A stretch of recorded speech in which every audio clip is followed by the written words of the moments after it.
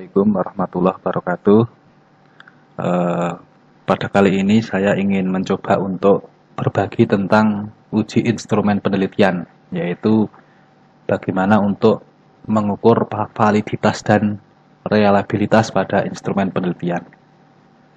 Apa itu instrumen penelitian? Alat bantu untuk mengukur variabel dalam penelitian. Nah, contohnya apa? Dalam bidang eksak biasanya alat ukur sudah jelas, misalkan untuk mengukur berat kita perlu timbangan, untuk mengukur panjang kita perlu meteran, untuk mengukur panas kita menggunakan termometer dan sebagainya, itu sudah jelas. Dan instrumen itu perlu diuji apakah masih layak atau tidak. Nah, dalam artian apakah meteran itu bisa mengukur panjang suatu benda atau tidak. Siapa tahu meteran itu sudah molor atau mungkin sudah patah ujungnya sehingga tidak valid. Nah, sekarang bagaimana kalau yang ingin kita teliti adalah persepsi masyarakat, persepsi manusia. Tentu alat ini juga perlu diuji dulu. Misalkan kuesioner, wawancara dan sebagainya. Itu tentu kita uji dulu sebelum digunakan agar hasilnya valid dan reliable. Nah, seperti ini Bapak Ibu. Ini adalah sebuah proses penelitian. Nah, ini peran statistik ada di sini, mulai dari sampling, pengumpulan data dan seterusnya. Nah, termasuk di sini pengumpulan data, yaitu kita memerlukan instrumen yang valid dan reliable. Ketika instrumennya itu valid atau akurat dan reliable, artinya ajak atau tidak berubah dari waktu ke waktu, maka hasil yang kita kumpulkan akan valid dan reliable. Namun jika instrumen kita tidak valid dan tidak reliable, maka hasil yang kita peroleh juga tidak valid dan tidak reliable. Nah, ini Bapak Ibu sudah saya sebutkan tadi mengapa instrumen perlu diuji. Jadi data yang akurat atau yang valid dan reliable hanya dapat diperoleh jika alat yang digunakan atau instrumen yang digunakan memenuhi kualifikasi tertentu yang memenuhi persyaratan ilmiah. Kualifikasi tersebut mencakup validitas, reliabilitas, dan efektivitas. Kapan instrumen itu perlu diuji?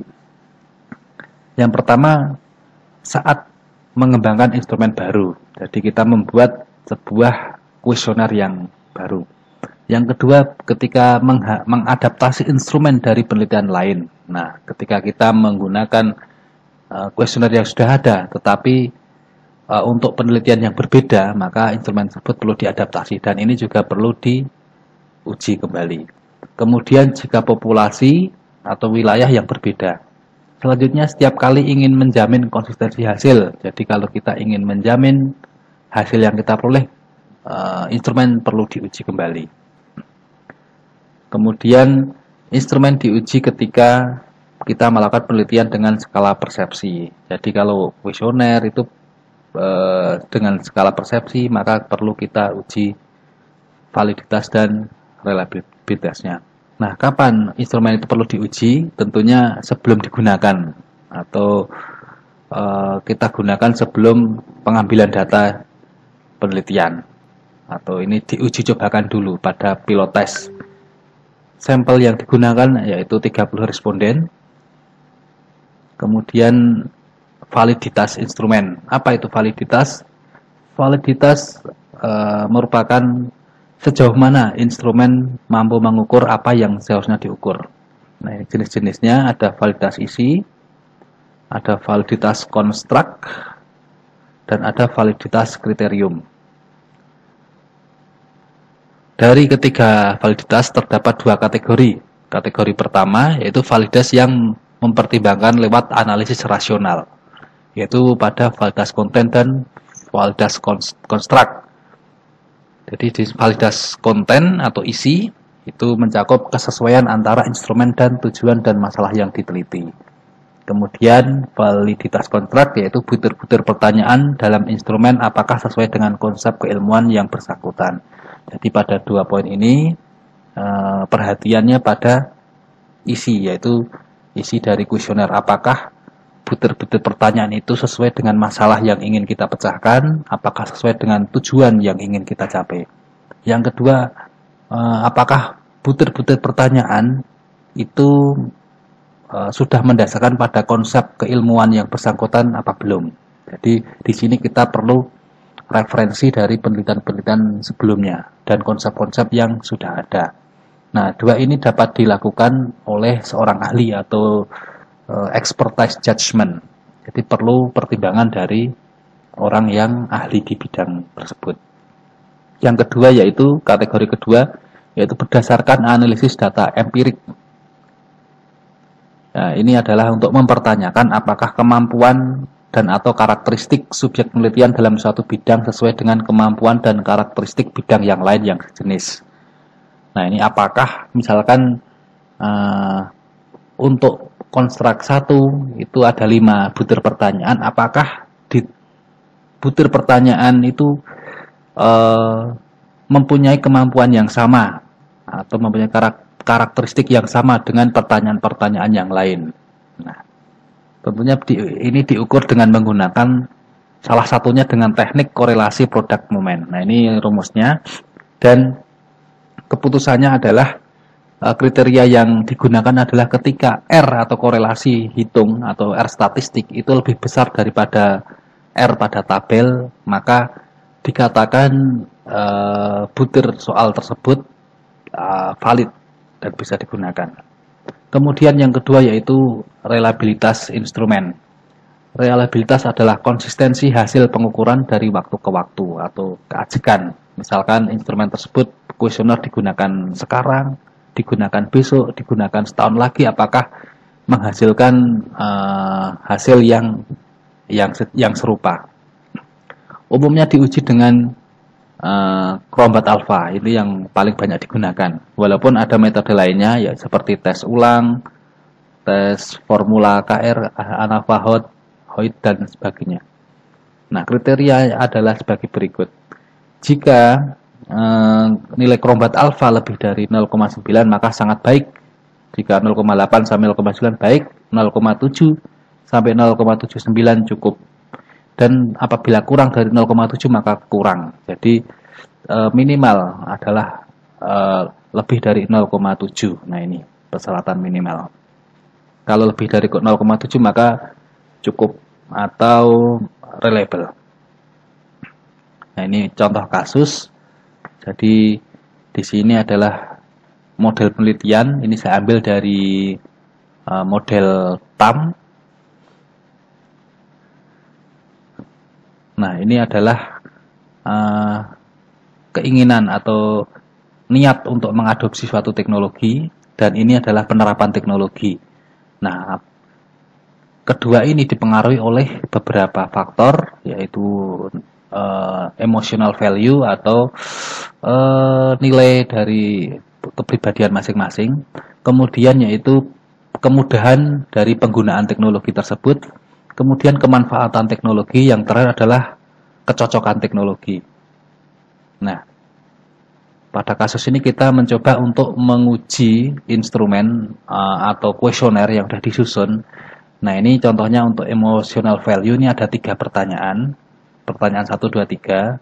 Untuk easy of use ada 3 pertanyaan. Nah, ini juga 3 pertanyaan usefulness, ini juga 3. Nah, ini juga 3. Nah, ini kita perlu uji apakah pertanyaan-pertanyaan tersebut sudah valid atau belum, apakah reliable atau belum, sebelum digunakan untuk menggali data yang sebenarnya, yang lebih besar. Nah, kita mencoba untuk mengumpulkan data dari 30 responden. Baik, kita langsung praktekkan di SPSS. Dari sini kita sudah mendapatkan 30 responden. Sekarang kita ingin menguji apakah instrumen ini sudah valid dan sudah reliable atau belum. Caranya adalah klik analyze, kemudian kita klik skill, kemudian kita pilih reliability. Kita pertama ingin menguji ini PU. Nah, ada 3 pertanyaan, kita masukkan ke sini. Selanjutnya kita klik statistik. Nah, kita checklist 3 ini, item, scale, dan scale if item deleted. Nah, ini ketiga ini kita perlu checklist dan continue. Selanjutnya ini jangan lupa di model kita ada banyak, kita pilih alpha. Kalau sudah kita klik OK. Nah, kita sudah dapat hasilnya. Yang perlu dilihat pertama adalah ini,